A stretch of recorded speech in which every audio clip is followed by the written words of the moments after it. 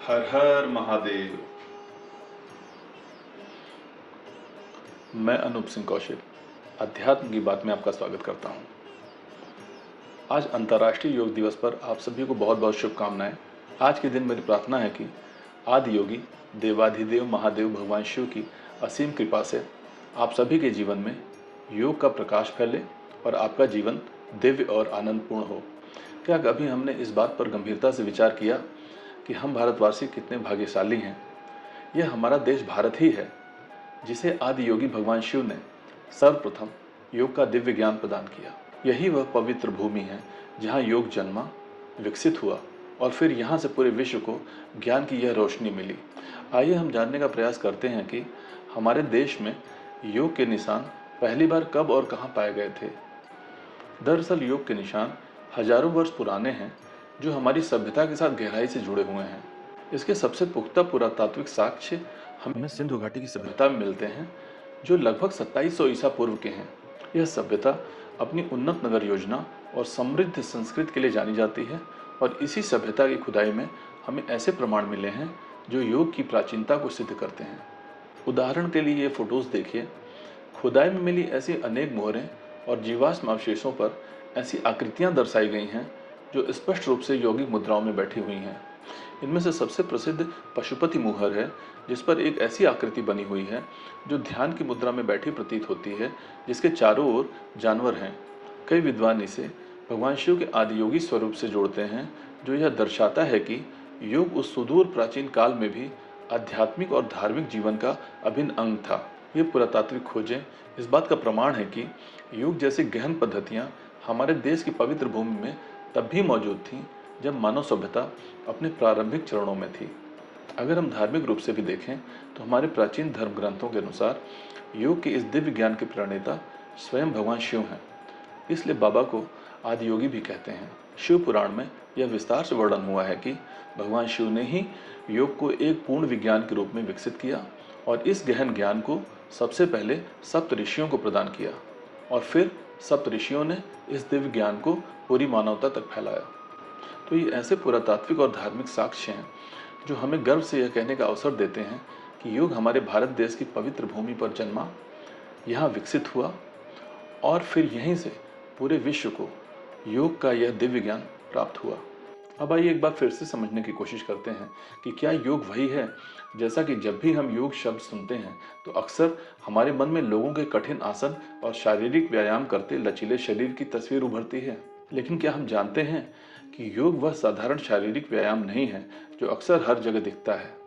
वास्तविकता तो यह है कि योग में जीवन के हर तरह के दुखों की भावना से मुक्ति का गहरा रहस्य छुपा हुआ है।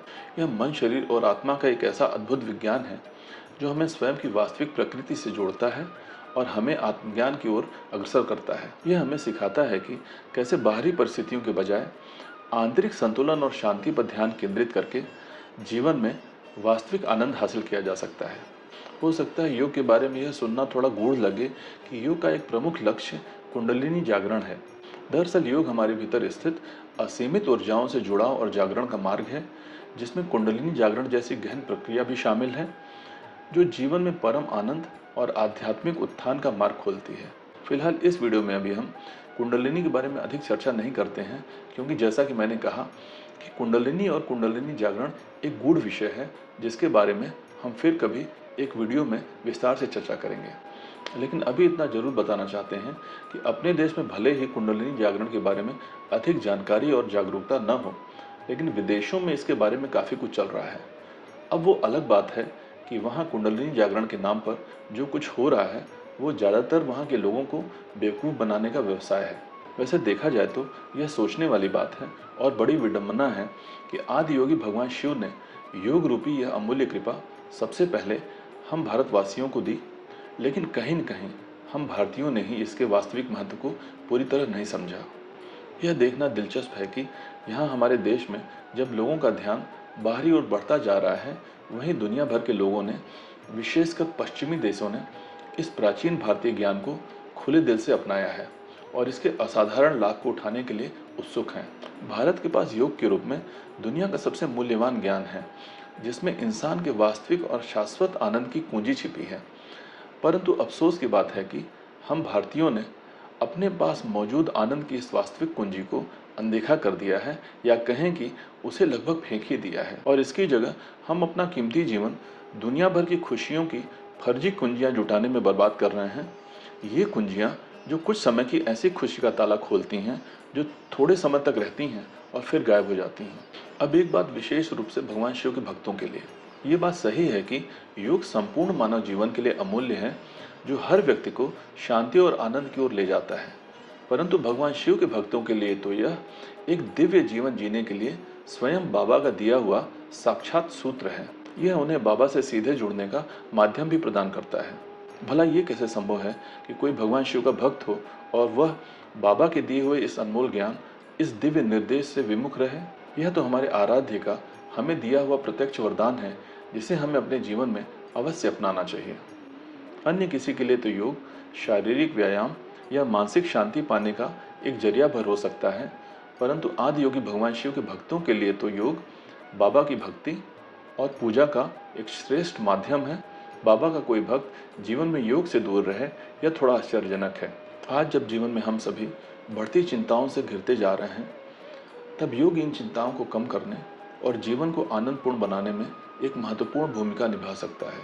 औढ़र दानी भगवान शिव ने सभी मानव जीवन को बिना उनके मांगे ही योग का ऐसा अद्भुत वरदान दे दिया है, जो कोई भी व्यक्ति जाति धर्म और देश की सीमा से परे इसे अपने जीवन में अपनाकर अपना जीवन दिव्य और आनंदपूर्ण बना सकता है। यह एक ऐसा वरदान है जो सभी के लिए समान रूप से उपलब्ध है। लेकिन प्रश्न यह है कि कितने लोगों को बाबा के द्वारा दिए गए इस दिव्य ज्ञान पर सचमुच विश्वास होगा? कितने लोग मानेंगे कि योग से वाकई उनके जीवन की तकलीफों के अनुभव आश्चर्यजनक रूप से कम हो जाएंगे और वे जीवन में वास्तविक आनंद का अनुभव कर पाएंगे?